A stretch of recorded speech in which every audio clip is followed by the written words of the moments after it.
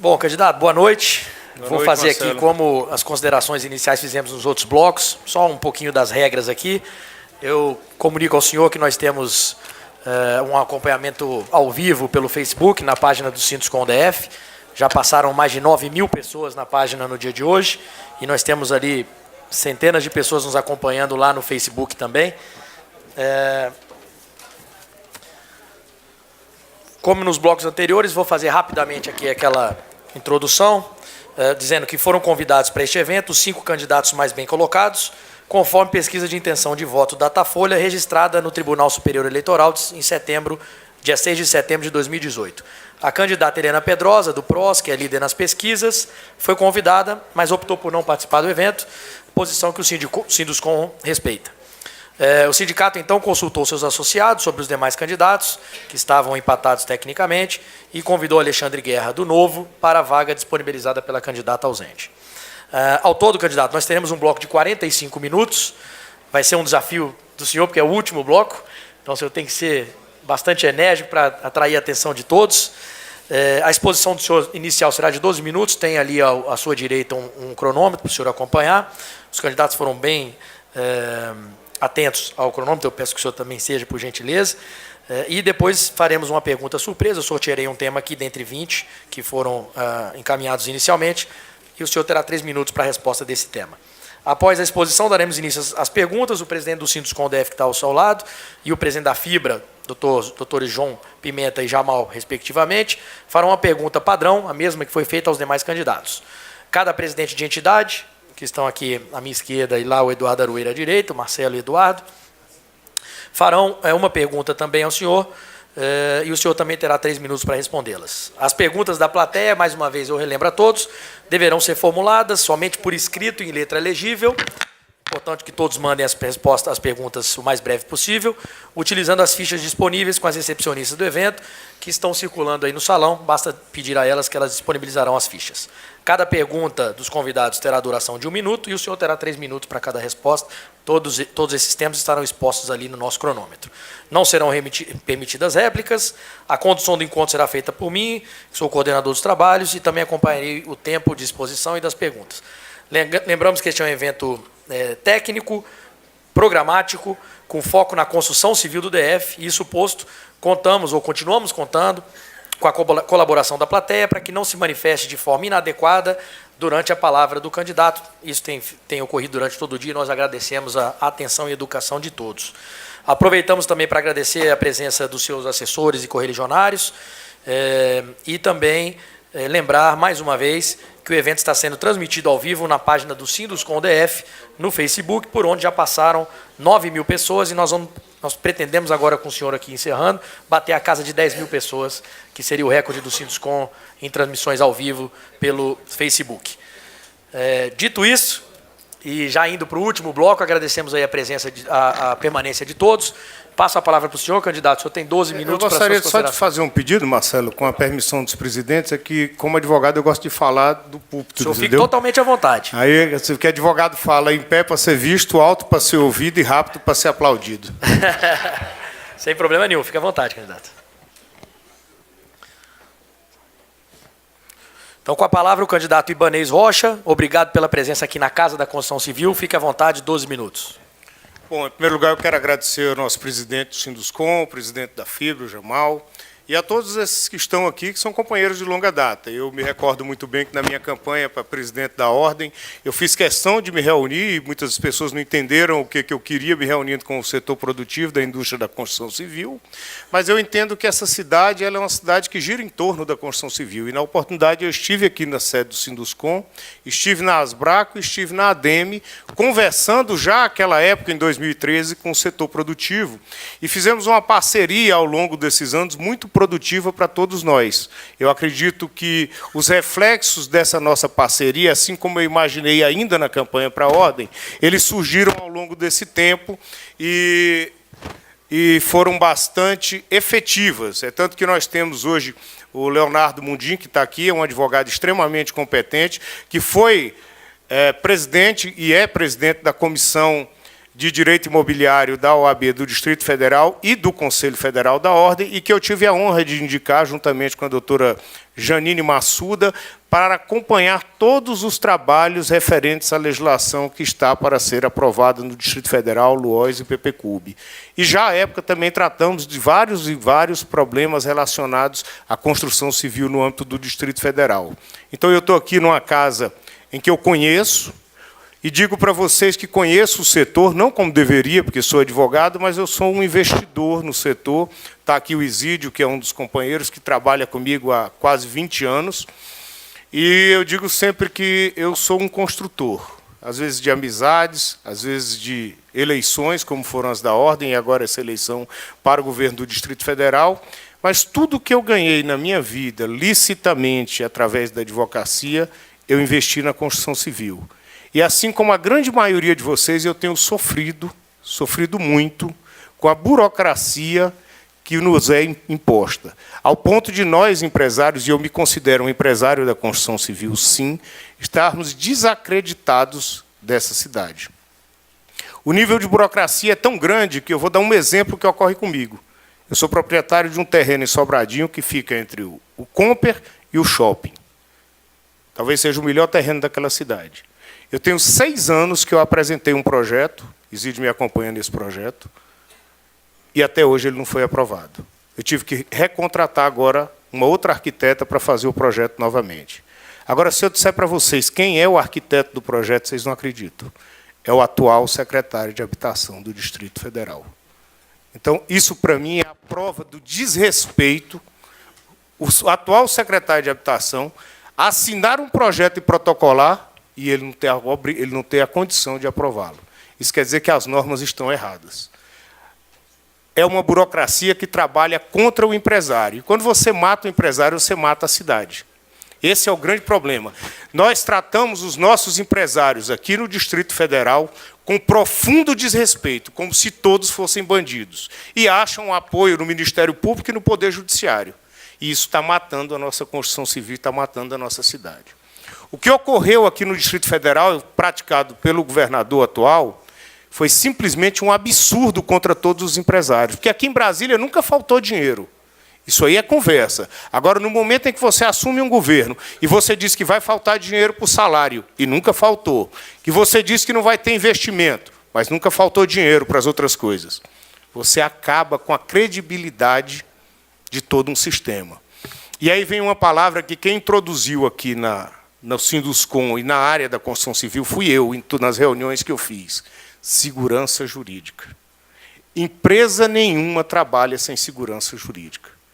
E aqui no Distrito Federal não existe segurança jurídica, porque cada um desses governadores de plantão que aparecem aí querem implantar a sua segurança jurídica com a sua mentalidade, umas mais avançadas, outras mais retrógradas. E isso fez com que a nossa cidade chegasse ao caos que nós estamos vivendo hoje. Obras sem planejamento, basta que se veja o que aconteceu na Vicente Pires ontem. Obras sem planejamento, como estão ocorrendo no Sol Nascente, pegando os poucos recursos públicos que ainda existem e jogando na lata do lixo. E travaram as nossas obras privadas. Pouquíssima gente hoje tem coragem de investir no Distrito Federal. Os empresários sérios dessa cidade não têm mais coragem de investir. Porque você constrói um prédio, tem o alvará de construção, mas não tem o habites para entregar. Aí todo mundo que comprou, que investiu ali e pagou aquela parcela mensalmente, vai à justiça e o empresário é obrigado a pagar uma rescisão contratual, uma multa altíssima. E aí não tem nenhum empresário que tenha coragem hoje de meter a mão no seu bolso, porque está pagando financiamentos altos, e os juros do financiamento são altos, e não tem mais ninguém produzido. E aí nós temos, talvez, o maior desemprego de todas as épocas na construção civil. Nós que chegamos aqui no Distrito Federal a ter mais de 100 mil trabalhadores na construção civil, hoje nós temos 30 mil trabalhadores, e mesmo assim a grande maioria na informalidade. Nós tivemos aqui grandes empresas que estavam em plena ascensão e que poderiam estar exportando qualidade de trabalho para outros estados, mas que simplesmente tiveram que demitir. E são milhares e milhares de famílias desempregadas por conta da falta de respeito às normas jurídicas e aos parâmetros jurídicos do Distrito Federal. Chegou a hora de nós implantarmos uma nova política no Distrito Federal, uma política de segurança jurídica, uma política de empoderamento do cidadão e do empresário. Porque não tem picareta aqui, como eles dizem. Picareta é quem está do lado de lá, que não tem vergonha de olhar na cara dos empresários e dizer: você vai fazer conforme as normas. E quem não fizer conforme as normas, que pague. Então, nós vamos implantar, sim, uma plataforma digital para as grandes obras do Distrito Federal, onde o projeto vai ser analisado de forma horizontal por todos aqueles que têm que analisar o projeto e dentro de um prazo, que vai ser curto. E se eu, que tenho a obrigação de analisar, não o fizer ou não dizer porque eu não estou fazendo, em no máximo 5 dias esse alvará vai estar liberado. Vai ter o alvará provisório. E eu tenho 90 dias para fiscalizar a obra. E se encontrar alguma irregularidade, eu chamo o empresário e dou o prazo para corrigir. Mas com respeito ao cidadão, com respeito ao empresariado. Porque nós precisamos retomar no Distrito Federal as nossas obras. É a única maneira de tirar essa cidade do caos do desemprego, do caos do abandono, é retomar, e é através do setor da indústria da construção civil.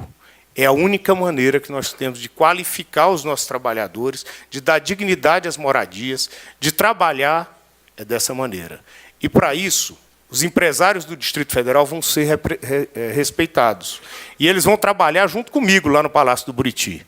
Nós vamos ter uma assessoria especial da construção civil, do setor produtivo. Não tem essa história de estar pedindo reunião, eles vão ter lá a secretaria de acompanhamento. E nós vamos estar lá juntos, trabalhando com tudo, e vocês dizendo: ó, isso aqui está errado, isso aqui pode melhorar, isso aqui tem que acabar. Um órgão igual a GFIS, que só serve para punir empresário. Eu concordo que tem que existir fiscalização, mas a fiscalização tem que estar ao lado da produção. Eu não tenho que escolher quem eu vou derrubar e quem eu vou embargar. Eu tenho visto casos andando por essas ruas aí que são incríveis de se analisar. O cara tem uma loja de material de construção, bota um caminhão de terra, leva uma multa de R$4.000. O camarada abre uma loja, eles dão o alvará, depois vão lá e tiram, porque tem uma telha fora do lugar. O empresário do Distrito Federal, ele está descrente da cidade. E aí não tem empresário que invista numa situação dessa. Ele prefere guardar o dinheiro ou investir na Europa, como está sendo feito. Em Lisboa, os nossos empresários estão sendo exportados. Nós estamos exportando agora dinheiro, coisa que é o material mais raro que tem no mundo. Nós estamos exportando inteligência e dinheiro. E aí você vem dizer para mim: ah, mas é muito difícil fazer. Não é difícil. Se você andar aqui 80 quilômetros, você chega em Anápolis. Lá você tem o pleno emprego, você tem respeito com o empresariado que investe. Por que isso não é feito aqui em Brasília? Nós temos os melhores profissionais, nós temos o melhor empresariado, nós temos as pessoas mais esclarecidas, nós temos tudo aqui nessa cidade. Mas não faz. É falta de compromisso com a cidade, ou então porque não sabe mesmo. Eu acho que é porque não sabe. Só pode ser porque não sabe. Nunca precisou construir nada, achou tudo pronto. Isso aqui está uma engenharia de obra pronta. Também, vocês me desculpem que eu sou bastante crítico, entendeu? E aí eu falo mesmo. Nós temos um governador que nunca construiu nada. Então, ele não pode ajudar quem constrói. Nós temos pessoas que são burocratas hoje dentro do serviço que vivem para atrapalhar. O atual secretário de Habitação é um burocrata que serve para atrapalhar. Nós temos uma legislação que está quase que perfeita. A nossa legislação está quase que perfeita. Para que você fica discutindo essa legislação? Ela tem que ser encaminhada para a Câmara, com os ajustes que a Câmara tem o direito de fazer, mas tem que ser aprovada. Isso é o marco da segurança jurídica da construção civil do Distrito Federal, essa legislação, que já está sendo discutida há vários anos. Nós participamos dessa discussão na OAB e tentamos destravar isso aí através das câmaras e dos conselhos que foram feitos. Nós demos a nossa contribuição enquanto advogados para a construção dessa legislação, e eu acho que, se eu conseguir aprovar no meu governo essa legislação, eu vou dar simplesmente o melhor de mim. Porque eu ajudei a construir isso, junto com os meus técnicos dessa área na OAB, e eu faço honras aqui ao Leonardo Mundinho e ao doutor Alberto Vasconcelos, que também fez parte dessa comissão. Então, eu estou aqui, gente, de peito aberto, junto com os meus, para dizer para vocês que eu venho para realizar. Agora eu venho para realizar com responsabilidade com vocês. Eu quero essa cidade, que é a cidade onde eu nasci, produzindo, gerando emprego, gerando renda, e eu quero empresário ganhando dinheiro. Fique bem claro. empresário tem que ganhar dinheiro. E se existe no mundo um sistema melhor do que o capitalismo, certamente ainda não me apresentaram. E no capitalismo, o empresário ganha dinheiro, e quanto mais dinheiro ele ganha, mais ele investe. E quanto mais ele investe, mais o cidadão comum tem condições de viver melhor, porque vai ter emprego, renda. E somente através de emprego e renda é que você gera desenvolvimento. E aí nós vamos poder partir para as grandes obras que o Distrito Federal precisa. E são muitas obras que o Distrito Federal precisa, e elas vão ser realizadas, porque elas são necessárias para devolver para todos nós, cidadãos de Brasília, a qualidade de vida que nós merecemos. Em 30 segundos, mas eu acho que está bom assim. Obrigado, candidato Ibanez. Fique tranquilo que o tempo remanescente, depois, ao final, nós aproveitamos para fazer algumas perguntas que certamente já vieram várias, outras virão. Então, nós teremos tempo para explorar toda a sua capacidade aqui na sua presença de hoje. Sorteando um dos temas aqui, sua assessoria recebeu 20 temas. Dos 20, dentre os 20, nós sortearemos um. Vão achar que foi combinado. Mas é segurança jurídica o tema. Segurança jurídica. Então, bom, é uma grande oportunidade, Marcelo, porque repetir essa matéria de segurança jurídica, para mim, que sou advogado, assim, segurança jurídica, primeiro, é um tema que não vem da advocacia, por mais incrível que pareça. Segurança jurídica ela é importante para a regulação de mercado. Eu tenho que ter certeza que eu vou ter retorno no meu investimento para que eu possa investir. Isso é que é segurança jurídica. Eu não alterar no meio do caminho o marco. É eu dar condições de um empresário saber que ele vai receber um alvará e que ele vai ter o habeas. E, durante esse período, os ajustes que forem necessários serão feitos. Eu acho que segurança jurídica não é só a lei. Segurança jurídica é a responsabilidade do gestor com o cumprimento da lei. E isso ninguém precisa ensinar para mim, porque eu passei a minha vida toda cuidando desse assunto. E é o que eu mais cobro em todas as áreas, seja lá no judiciário, quando a gente busca segurança jurídica. Agora, tem algumas coisas no Distrito Federal que precisam ser feitas e têm que ser encaradas. E sem querer falar mal dos outros, né? Mas eu tenho que falar um pouquinho também, porque senão não tem graça fazer campanha. Eu não enxergo nenhum desses candidatos que tem a menor condição de discutir hoje com o nosso Poder Judiciário e com o Ministério Público sobre segurança jurídica. E, infelizmente, o nosso Judiciário, o nosso Ministério Público, gera insegurança jurídica aqui na nossa capital. Porque eles interpretam as normas da maneira como eles querem. Então, eu digo o seguinte, eu, como ex-presidente da Ordem, como dirigente do Conselho Federal, e conhecendo da legislação e vivendo no embate no Poder Judiciário, eu tenho muito mais condições de dar a vocês, empresários, segurança jurídica, a partir de um comprometimento nosso, de um trabalho conjunto, do que qualquer um desses candidatos. Isso eu garanto a vocês. E eu vou fazer porque eu tenho disposição para fazer. E eu nunca tive medo de enfrentar o Ministério Público. Eu respeito, acho um órgão importante, mas tem sido um órgão de atraso no Distrito Federal. Um órgão de atraso. Vejam vocês que eles participaram de toda a discussão da LUOS do PPCUB. E, mesmo assim, eles continuam ajuizando as ações e criando todo tipo de problema. E o Ministério Público ele tem vários problemas no Distrito Federal. O principal deles é não respeitar o empresariado. E aí ele escolhe o que ele quer fazer, é governo de plantão. Então, gente, segurança jurídica, nós temos que ter o marco regulatório da Constituição Civil, que são essas leis que têm que ser imediatamente aprovadas. E é por isso que eu digo, nós temos que chegar na Câmara com um pacote pronto e discutido para não ter nenhuma ilegalidade no encaminhamento. E nós temos que chegar lá muito fortes. Mas nós vamos ter que enfrentar o Ministério Público, porque sempre aparece um deles para dizer que tem um erro. E aí nós vamos enfrentar, e quem vai para a tribuna defender a legalidade, os empresários no Distrito Federal, vou ser eu. Eu não vou nomear procurador, não. Quem vai para a tribuna para defender o empresariado do Distrito Federal, serei eu. Então, vocês podem contar comigo e eu vou dar a segurança jurídica que vocês pretendem e que merecem. Obrigado, candidato. Agora nós partiremos para as perguntas aqui da mesa. Começaremos com o anfitrião aqui da tarde, já da noite, Dr. João Carlos Pimenta, o presidente do Sinduscom DF. Para a sua pergunta, o senhor tem, como o senhor já sabe, né, presidente, um minuto para fazer a sua pergunta. Ok. Eu vou só pedir desculpa aí aos participantes aí da plateia, porque eu estou repetindo, né? A pergunta, candidato, ela é a mesma para todos. Então, eles já estão enfastiados aí de eu repetir, inclusive fazer as ressalvas no início, mas eu peço desculpa porque o candidato tem que... Da mesma forma que os outros tiveram. Na verdade, não são perguntas, são provocações para que nós tenhamos aqui o seu compromisso assumido com a Constituição. A forma que o candidato tem de deixar aqui os compromissos que a gente espera. Então, não entenda como pergunta, apesar que são dois questionamentos. O setor da construção civil se vale das contratações públicas e do mercado imobiliário para cumprir seu papel de reagir com celeridade aos investimentos, movimentar com abrangência a cadeia econômica, além de manter em seu quadro de colaboradores elevado percentual de mão de obra não especializada.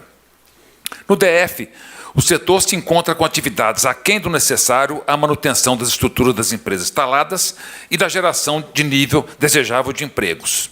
Ainda assim, num árduo, sério e incessante trabalho das entidades, nós estamos aqui reunidos hoje, unidas, vem obtendo junto aos três poderes conquistas que visam possibilitar a continuidade do exercício das nossas atividades. Perguntamos, o candidato ibanês firma o compromisso de que o nosso setor será ouvido pelo governador ibanês desde o governo de transição para que o nosso trabalho não se esvaia e que novos pleitos sejam avaliados. 2.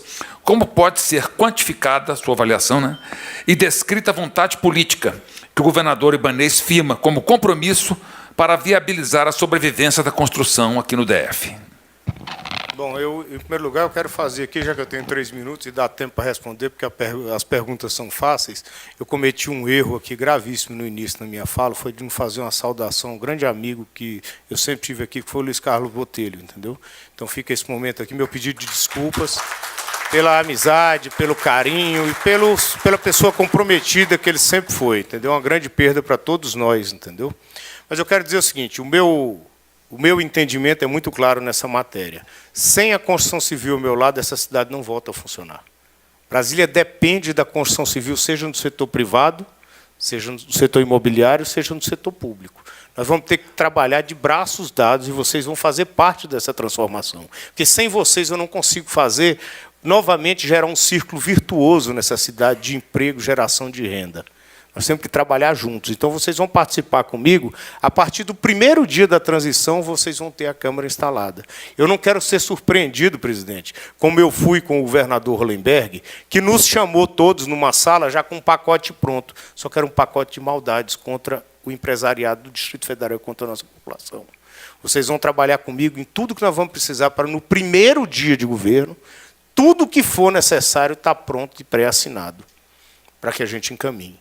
E vocês vão trabalhar comigo todos os dias dos 4 anos do meu governo. Então, o meu comprometimento com vocês é muito maior do que vocês podem esperar. Ele não é 10, não. Ele é integral.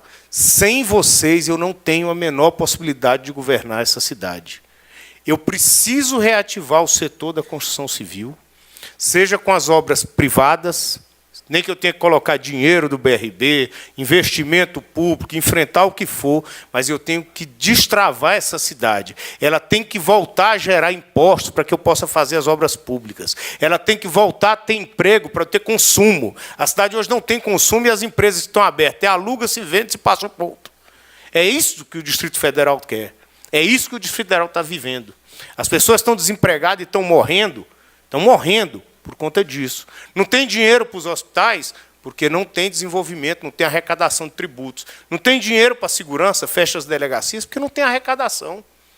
Não tem dinheiro para colocar nas escolas e reformar as escolas, porque não tem renda e não tem imposto.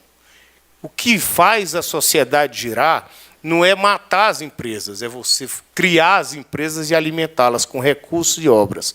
E é isso que vai ser feito no nosso governo, presidente. Obrigado, candidato ibanês. Informamos aqui que chegamos à casa dos 10 mil, então já 10.548 pessoas passaram pela página do Sinduscom DF no Facebook, um número bastante importante para esse evento, e continuam nos acompanhando ao vivo pela página do Sinduscom. Eu vou fazer aqui um bloquinho de perguntas, candidato, tentando juntar 4 perguntas aqui do pessoal da ADEME. A Mariana, só que eu não sei se é da ADEME, que ela não se identificou, mas o Roberto, o Leonardo Ávila e o Rodrigo Nogueira, turma da primeira fila aqui. A Mariana é da CAP, né? Tá aí a Mariana? Tudo bem, Mariana? São perguntas, elas têm alguma correlação, mas a ideia sobre LOAS. LOAS, como o senhor bem conhece, está em tramitação, foi discutida, amplamente discutida no Executivo e no Legislativo, e o grupo pergunta o que o senhor pretende fazer? Tocar a LOAS do jeito que ela vem sendo discutida, ou se o senhor pretende puxar a LOAS para o Executivo assim que o senhor assumir, sendo o vencedor do pleito, e começar uma discussão nova em cima de novas propostas do seu governo em referente ao uso e ocupação do solo. E a outra, em relação à CAP, que é a Central de Aprovação de Projetos, ela é bem vista de uma forma geral pelo setor. Então, o que o senhor pretende fazer com a CAP e dar celeridade à aprovação de projetos e aperfeiçoá-la, se for o caso? Bom, no que diz respeito à LOAS, até pelo que eu acompanho lá na ordem, ela está muito bem encaminhada, ela não precisa ser discutida novamente, ela precisa de pequenos ajustes, ajustes em tudo se faz. Eu acredito que, da maneira como ela está, se ela já tivesse sido aprovada, nós já começaríamos o governo diante de um novo marco jurídico. Eu acho até que isso seria uma coisa inteligente, seria encaminhá-la agora, para que na próxima gestão, com novos deputados, a gente não tivesse mais essa discussão. Eu acho que nessa legislatura ainda dá para aprovar a LOAS, e a partir de janeiro nós teríamos um novo marco regulatório a ser aprovado. No que diz respeito à Central de Aprovação de Projetos, eu também sou favorável, e eu discuti isso há muito tempo, que seria a melhor maneira. A única coisa que eu sou contrário, e aí eu sou contrário, é você colocar todo tipo de projeto na Central de Aprovação. E aí eu acho que nós temos como evoluir. Você tem que pegar, por exemplo, a obra de uma casa em Sobradinho e resolver esse problema lá na administração. Porque muitas vezes uma obra de uma casa trava a construção de um prédio, que vai empregar 300, 400 pessoas. E aí, para o morador lá de Sobradinho, às vezes é muito mais fácil ele se dirigir à administração para resolver o seu problema do que a CAPES. Então, eu tenho essa visão de que a CAPES ela é para grandes projetos, para grandes obras. E aí, nós precisamos destravar o setor produtivo. E o setor produtivo ele precisa ter uma atenção especial. Então, eu sou favorável à CAPES, eu faria pequenos ajustes, só para que tivesse qualificação. E aí eu vou implantar na CAPES essa plataforma digital para que você tenha acesso direto a todos os órgãos. Não tem que mandar o projeto para o Corpo de Bombeiro, não tem que mandar o projeto para o DETRAN, você tem que ter todos os órgãos reunidos. Entrou na plataforma, tem tanto de prazo para resolver o problema. Se não tem, não resolveu, chama o empresário, chama o arquiteto, o engenheiro responsável e vamos resolver o assunto da melhor maneira possível e da forma mais rápida. Porque cada dia que você passa com um projeto é um dia menos com o empregado na rua. É um dia menos sem investimento. E quando você fala do investimento na construção civil, não é só a contratação do pedreiro, do servente, do engenheiro, não. Você está falando do camarada da loja de material de construção, é a indústria do cimento, são os caminhões que transportam, é o combustível que é comprado desses caminhões, é a cerâmica que funciona. São milhares e milhares de empregos que estão envolvidos na cadeia da construção civil, da indústria da construção civil. Então, cada dia de projeto parado é um dia de prejuízo para a sociedade e menos impostos para o governo arrecadar e investir onde precisa ser investido. Então, nós vamos dar celeridade com responsabilidade, empoderando o empresário e o cidadão do Distrito Federal. Essa é a nossa postura nesse tema. Sempre foi assim. Eu não estou contando aqui uma história porque eu sou candidato, não. Eu penso dessa maneira e eu acredito que tem que ser dessa maneira. Obrigado, candidato. Passamos aqui agora para duas perguntas da mesa. A primeira do nosso anfitrião também, presidente da Federação das Indústrias de Brasília, nosso líder, Jamal Bitar.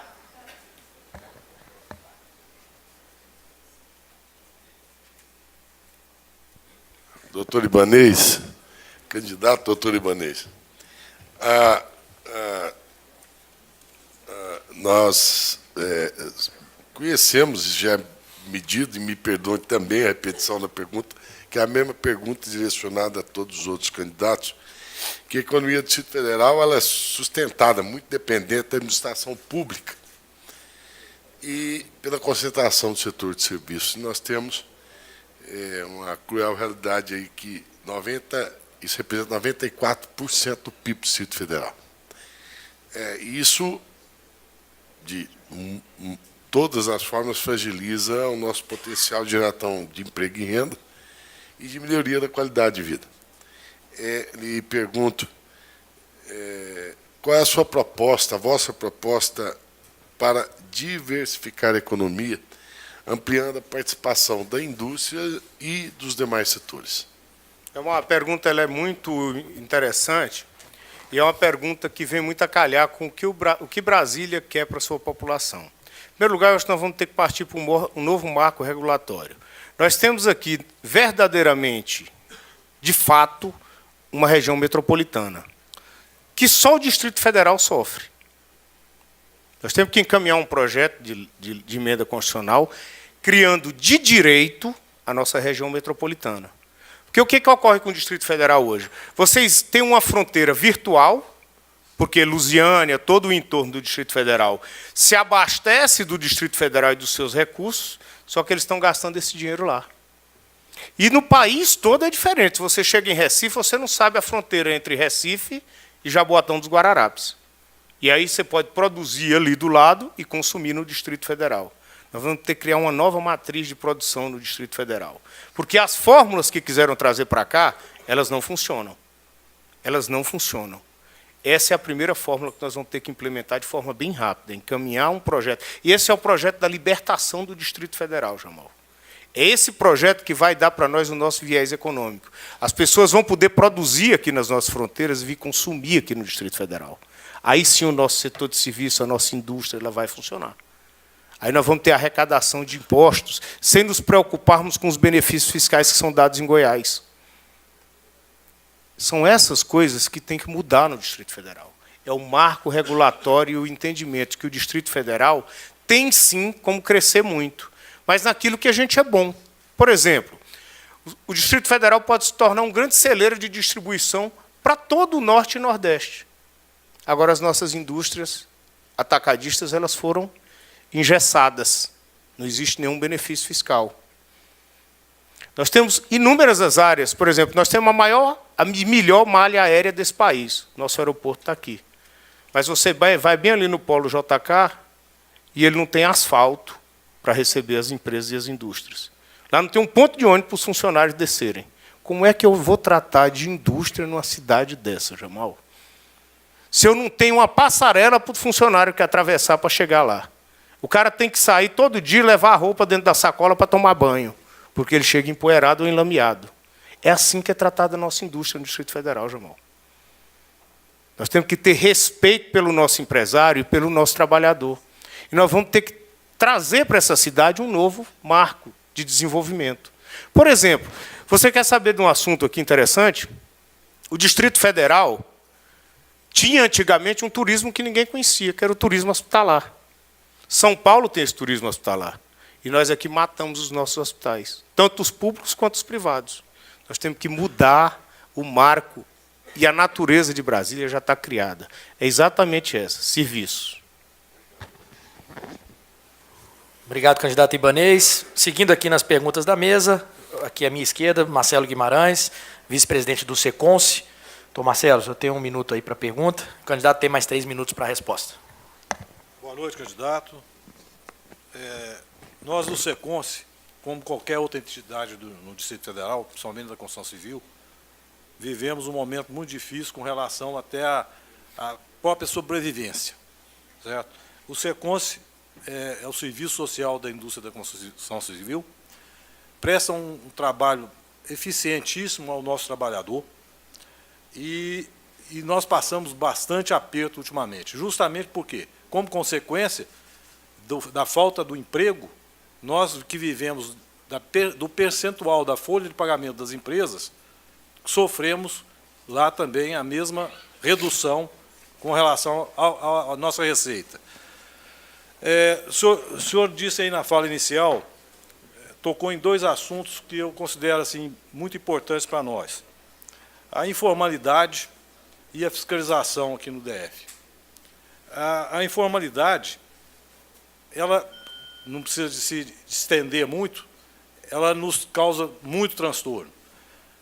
E, ao mesmo tempo, a fiscalização que existe em Brasília, através da GFIS, que o senhor citou, ela está mais voltada a destruir o que está feito do que ir atrás daqueles que estão irregulares na execução das obras. Eu queria que o senhor me dissesse o que o senhor propõe, o que o senhor tem em mente para tratar esses dois assuntos. Mas, pelo lugar, eu quero dizer que esse abandono não é só no Secons, não. Tá? Eu tive a oportunidade de ir no aniversário de 58 anos do Sindicato dos Trabalhadores da Construção Civil e só tinha a turma mais velha que já saiu, porque os mais novos estão todos desempregados, não tem dinheiro para pagar a passagem para ir na comemoração dos 58 anos. Então, esse abandono existe porque o setor foi abandonado. O setor da construção civil foi abandonado integralmente. Não se pode matar... Isso é mundial. Toda a recuperação de economia se faz com a construção civil, seja com obras públicas, ao custo que for, porque você tem que reaquecer a economia, seja com investimento privado, dando direito aos empresários de trabalhar e dando a eles condições para trabalhar. É assim que se faz, no mundo todo. Só aqui em Brasília que quiseram inventar uma fórmula nova, que é matando o empresariado. Então, nós temos que voltar a investir nas nossas empresas e dar condições para as empresas trabalharem. Senão o Secons vai fechar, como o sindicato também vai fechar. Eu até brinquei lá no sindicato, na minha fala, que eu esperava muito ser governador para não chegar lá no encerramento, nos 60 anos do sindicato, para ele bater as portas. Assim como eu espero que não aconteça no Secons. Agora, o que ocorre? Fiscalização é importante. Agora, o que gera informalidade é o desemprego. Quantas pessoas... Ninguém quer trabalhar na informalidade. Se você der uma carteira assinada, ele quer trabalhar de carteira assinada, porque ele quer ter segurança. Ele quer ter o FGTS, ele quer ter o seguro-desemprego, ele quer trabalhar na formalidade. A informalidade ela é gerada pela falta de emprego. É esse o grande problema que nós vivemos hoje. Quando você não tiver emprego formal, você vai para a informalidade, porque, ou mal ou bem, você tem que sustentar a sua família. O que eu ouvi esses dias na rodoviária, e são milhares de pessoas que estão na informalidade na rodoviária, vendendo tudo que você imaginar. Tudo. Mas você vai conversar com aquelas pessoas... O que está acontecendo, leva para dizer, doutor Ibanez, ou eu venho vender o pacote de pipoca aqui, eu não tenho como que colocar para o meu filho comer. Então, eu prefiro correr o risco da AGFIS correr atrás de mim. E a AGFIS, ela tem que existir, mas ela não pode ser um órgão do mal. Eu sou favorável a todo tipo de fiscalização. Agora, nós temos que ter rigor na fiscalização, mas nós temos que saber também que nós não podemos chegar para inviabilizar nem o empresariado e nem o pequeno. Nós temos que trabalhar, e principalmente nesse momento de crise, sabendo da realidade. Você tem que ter a realidade. E uma coisa eu vou garantir para vocês. A AGFIS, ela não pode ser um órgão do governante. Ela tem que ser um órgão do Estado. Ela não pode chegar e o governante dizer, vai ali e derrube. Não, ela tem que ter um marco regulatório, ela tem que ter ampla defesa, contraditório, participação da sociedade, inclusive nas câmaras de julgamento dos processos. Só assim nós vamos fazer a AGFIS virar um órgão do bem que vai ajudar essa cidade a crescer. Obrigado, candidato Ibanez. Partindo aqui para a última pergunta da mesa, eu convido o presidente em exercício da ADEME-DF, doutor Eduardo Aroeira. O senhor tem um minuto para, primeiro, agradecer a ADEME também por ser parceira desse evento, assim como o Secons, doutor Marcelo. E o senhor tem um minuto para a pergunta, doutor Eduardo. Boa noite a todos. Marcelo, eu já vou iniciar me desculpando que talvez eu estoure o meu minuto, mas eu tenho razões para isso. Tá bom. Primeiro, candidato, a minha primeira pergunta tinha a ver com segurança jurídica. Eu ia falar aqui o tanto que é importante para os associados da ADEME que a LUOS não sofra uma nova discussão, e que o PPCub fosse aprovado o mais rápido possível. Mas, como o candidato já falou isso na fala inicial, eu fui para o meu plano B. E o meu plano B era falar que nós, da ADEME, a gente defende que a CAP continue a funcionar, mas também nossos associados já fizeram essa pergunta. Mas demanda é que não falta, né? Então, eu queria falar um pouquinho do setor noroeste. O setor noroeste foi vendido para nós e para nossos clientes como o grande bairro ecológico. Nesse bairro, nossas empresas e associados colocaram cifra, não foram de milhões, não, foram de bilhão. E o que temos hoje é um bairro de infraestrutura incompleta e um parque Puller Marx não acabado, posso arriscar, nem iniciado. E, pior ainda, recategorizado para parque ecológico, o que limita bastante o que se pode fazer no parque.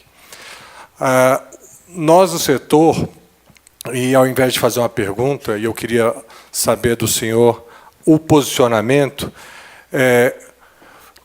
qual será a prioridade do seu governo para a finalização das obras do Parque de Infraestrutura do Noroeste? Bom, eu travo essa discussão a respeito do Noroeste desde que fui presidente da OAB. Eu tive várias reuniões, tanto com moradores quanto com o setor produtivo, e todos me reclamavam exatamente do que o governo fez. Ele vendeu terrenos caríssimos, eu, como empreendedor, deixei de comprar, porque eu achei que aquilo ali era uma furada, deixar bem claro o meu pensamento, mas se tornou ainda mais uma furada quando o governo não cumpriu, pegou o dinheiro que era para ser investido lá e foi fazer obra de estádio, foi fazer as outras coisas que geraram todo esse problema. E o empresariado ficou com a culpa e está pagando muitos na justiça essa culpa. Porque vocês venderam apartamentos com essa qualidade de vida prometida. E lá está um setor abandonado. Vá à noite lá que vocês vão ver um setor abandonado. A única coisa que conseguiu implementar lá agora foram pardais. É a única obra que tem lá no Noroeste agora é pardal. É o que tem, gente. Não estou brincando com isso, não. Eu me propus, na época, de entrar com ação judicial em nome da OAB para bloquear o dinheiro da venda dos outros lotes para fazer a infraestrutura. É um roubo que fizeram com os empresários e é um roubo que fizeram com a sociedade. É criminoso o que fizeram com os empresários do Distrito Federal e com as pessoas que adquiriram imóveis ali. Que história é essa de lote legal se eu, que tenho a obrigação de dar infraestrutura, não faço? Cadê o meu compromisso com o empresariado e com a sociedade? E quem paga a conta disso são vocês, empresários. Porque quando você fez o seu folder para vender, você mostrou o parque. Mas quem ele prometeu o parque foi o governo, não foi você que prometeu construir o parque. Só tem irresponsável nesses governos. Ou a gente muda esse histórico no Distrito Federal, ou, mais uma vez, os empresários vão pagar a conta. Então, quando vocês, empresários, e aí eu vou falar um pouquinho, já que eu tenho tempo, eu estou comprometido em resolver esses problemas. Eu não estou aqui para criar problema. Eu vou ser um governador, que eu não estou entrando para ser governador porque eu preciso ser governador, não. Eu preciso ver a cidade, que eu acredito, funcionando. Porque até eu estou perdendo dinheiro com isso. Porque tudo que eu investi perdeu pelo menos de 30% a 40% do valor ao longo desses últimos 4 anos. Vou ser governador para destravar os problemas dessa cidade. Eu vou resolver os problemas dessa cidade com vocês. É esse o meu compromisso. E o Noroeste vai ser resolvido. Para que você... Agora, eu acho difícil vocês recuperarem o prejuízo que vocês tiveram lá. Porque vocês compraram muito caro, estão sendo obrigados a vender barato, e eu imagino o que vocês não fizeram com os contratos que vocês tiveram que devolver. Deve ter quebrado muita empresa. Mas eu acho que ainda dá para recuperar o Noroeste, porque tem muita coisa boa para se fazer. Obrigado, candidato. Vamos aqui ao último bloco de perguntas. E aí eu queria fazer um desafio ao senhor aqui. Eu tenho, para a gente fechar com chave de ouro, um pacotinho de 4 perguntas, mas o senhor tem que ser até o tempo dos 3 minutos. Se o senhor preferir, eu faço uma só. Não tem problema nenhum. Eu já vi que o senhor, como eu, é igual locutor de jockey. Fala rápido. Eu sou advogado, e advogado trabalha dentro do tempo com horário. Eu chego Então, no vamos lá. horário, saio no horário e respondo tudo. Então vamos lá. A primeira é do Crossara, do Fernando Crossara, e entra um pouco na linha política, mas ela é importante para a sua governabilidade e isso vai, obviamente, afetar a eficiência do seu governo. Como o candidato pretende nomear sua equipe, considerando a grande variedade de assuntos técnicos de um governo e influências políticas? Essa é a primeira. A segunda, qual que é a sua proposta? É do Luiz Fernando Zeferino, da CalDF. Qual é a sua proposta para habitação, em função de uma demanda crescente de 70 mil novos habitantes no Distrito Federal por ano? O Flávio Freitas, está aqui também à esquerda, sobre meritocracia no serviço público, se o senhor pretende implantar algo do tipo e como o senhor faria para implantar isso, caso seja uma de suas plataformas de governo. E, por último, o André Souza, falando que, nas palavras dele, o grande patrimônio de Brasília são terras, e qual é a sua proposta de combate à grilagem de terras. Esse é o pacotinho, considerando que a do Zé Antônio já está respondida, que era em relação ao Ministério Público. Eu acho que o senhor falou isso nas suas considerações aí durante o debate. Então, sobrariam essas 4 para a gente fechar com chave de ouro. Eu vou fazer o seguinte, Marcelo, antes de começar a contar o tempo, eu economizei alguns segundos, entendeu? Então, se eu passar 1 minuto para responder as 4, vocês me deem esse tempo que eu ganhei nas outras. Está combinado. Bom, nomeações para mim. Como eu não tenho rabo preso com a política. Eu venho de uma política que, graças a Deus, eu sou novo na política, eu não quero ter os vícios do passado. Eu vou nomear e demitir quem eu quiser. E aí, para nomear, eu vou buscar quem conhece. São várias áreas técnicas. Na construção civil, eu vou buscar quem tem conhecimento. Eu não vou buscar burocrata, nem na UNB, nem fora de Brasília. Aqui nós temos cabeças para isso. Habitação. Nós não temos só 70 mil, não. Só para pobre aqui no Distrito Federal, tem uma carência de 130 mil habitações. E nós já temos terrenos urbanizados na Samambaia, Riacho Fundo 1 e 2, e nós vamos construir, só nessas áreas, nós temos 65 mil habitações que serão construídas pelas empresas do Distrito Federal. Nós não vamos pegar a empresa de fora, é a empresa daqui. E o restante é para quem está aqui para trabalhar. A empresa vai construir e vai vender seus apartamentos para quem tem recursos. Lá é moradia de baixa renda ou sem renda. Meritocracia. Meritocracia cabe em todo lugar. No meu escritório ganha mais quem produz e quem faz melhor. Isso tem que ser levado para qualquer campo. A maneira como eu vou implantar vai ser criando gratificações que vão variar de acordo com o cumprimento das metas que vão ser estabelecidas em todos os setores. Eu não quero esfolar o servidor, mas ele vai ter que entregar para a sociedade e vai entregar para a sociedade um serviço de qualidade, porque senão ele não vai receber. Eu não tenho problema nenhum do médico ganhar 30 mil reais, mas ele vai ter que fazer a quantidade de cirurgias que ele tem que fazer e que ele dá conta de fazer. Eu não tenho problema nenhum de um arquiteto ganhar 20 mil reais, mas ele vai ter que analisar os projetos e vai ter que entregar dentro do prazo. É assim que funciona e é assim que tem que funcionar. Você tem que ter o serviço público com mentalidade de empresariado, olhando o seu público, que é a população do Distrito Federal. E no que diz respeito a terras, eu não estou aqui fazendo defesa de invasão, não. Mas o Distrito Federal ele foi invadido não por picaretas. As pessoas que grilaram as terras eram picaretas, mas os que compraram não eram. Os que compraram, existia uma demanda reprimida em relação à moradia, e eu falo isso porque eu morei em condomínio irregular, e eu tenho casa até hoje lá, e minha família também mora, e eu estou pagando o lote da minha mãe hoje também. Mas eles foram porque não tinham onde morar. Não existiu, naquele momento, uma política de habitação para a população do Distrito Federal. Isso gerou as invasões. Agora, o que acontece? Hoje nós temos marco regulatório legal para legalizar isso aí. Então, só tem novas invasões aqui se quiserem. Então, nós temos hoje instrumentos perfeitos para impedir qualquer tipo de invasão. Nós temos instrumentos legais que nos garantem que nós não precisamos ter no Distrito Federal mais nenhuma invasão. Agora, tem uma coisa que tem que ter, Marcelo. Tem que ter política voltada para o social também. Porque quem invade um terreno lá no final da Samambaia, ele está invadindo porque ele não tem onde morar. E não foi feita uma política pública para pessoas sem renda. Porque política pública habitacional não é para quem tem renda. Quem tem renda pode pagar aluguel. É para quem não tem renda. E aí ninguém está olhando para essa turma que não tem renda. E esse programa do governo que foi criado, eu estou no meu 1 minuto e vou cumprir, ele foi muito bom. Mas ele é bom para quem tem renda. No momento de desemprego desse, vai perguntar na Caixa Econômica quanto é que tem de inadimplência do Minha Casa Minha Dívida.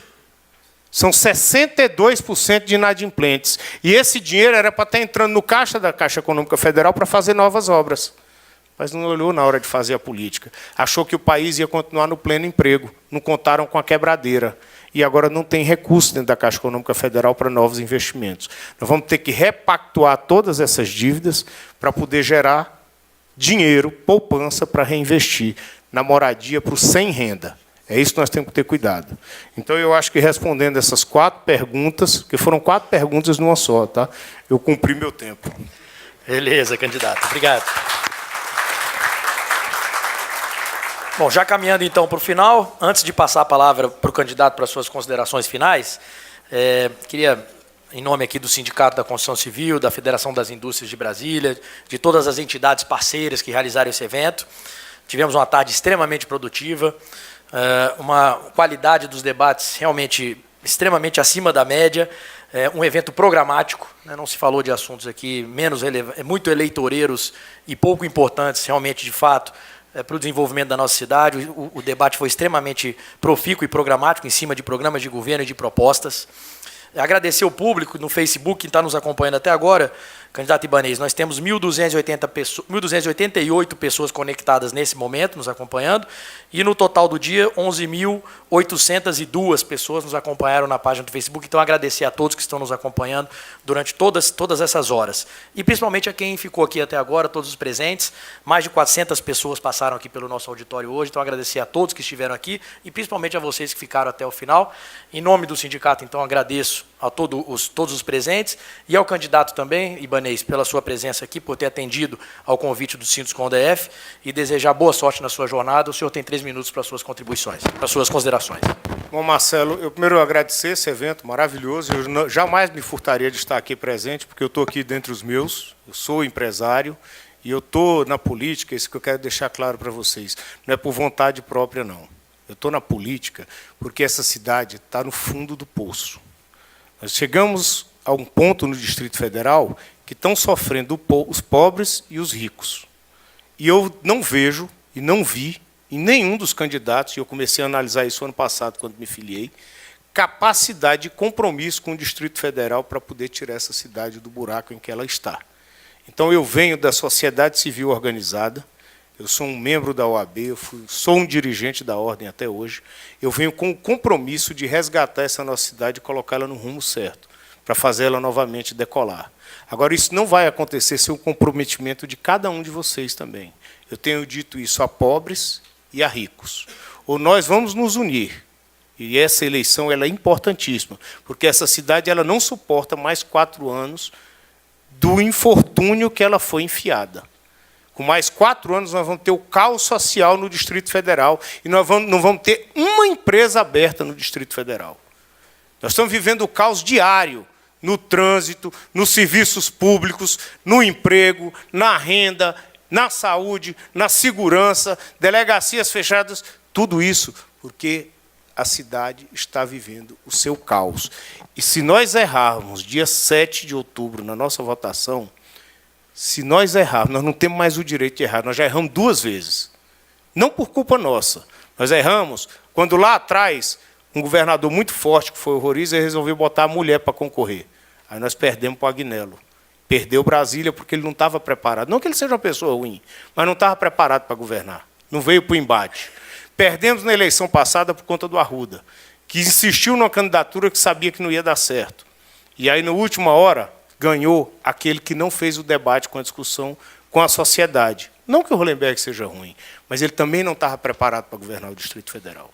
Nós temos que eleger agora o que estiver melhor preparado. Esse é o candidato que tem que ser eleito no Distrito Federal, porque ele vai enfrentar uma barra pesada, porque esse governo disse que recebeu com 4 bi de débito, e ele vai entregar com 12, porque ele não pagou um precatório, ele acumulou um débito com servidores públicos, que é reconhecido na Justiça, está com as delegacias fechadas, todo o serviço público está abandonado, todos os serviços públicos estão abandonados, e a cidade e o empresariado está parado.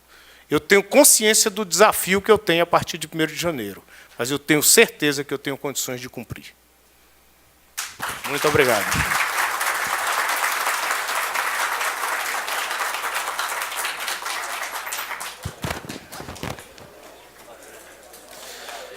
Agradecemos a presença do candidato Ibanez Rocha e de seus apoiadores.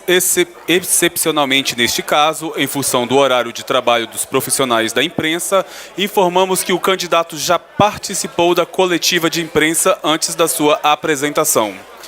Lembramos que as perguntas pendentes deverão ser respondidas por e-mail pelo candidato, conforme regras estabelecidas no regulamento deste evento. O Sinduscom agradece a presença de todos e tenham uma ótima noite.